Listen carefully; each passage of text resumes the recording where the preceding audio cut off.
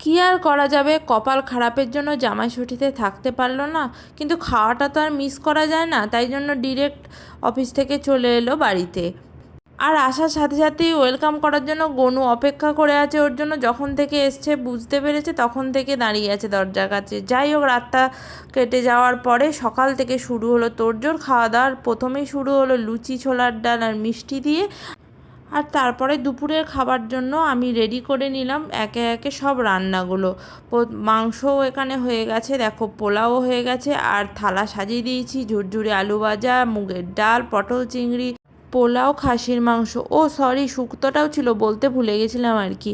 যাই হোক, তারপর এসব খেয়ে টেয়ে সে পেট ফুলিয়ে চললাম আমরা বাড়ি। দেখো এখানে সব ব্যাগপত্র গুছিয়ে নিয়েছি আর বেঁধেও নিয়েছি খাবার, কারণ তার দ্বারা এতটা খাওয়া সম্ভব না, তার জন্য। যাই হোক, মাকে টাটা করে চলে গেলাম, বাই বাই।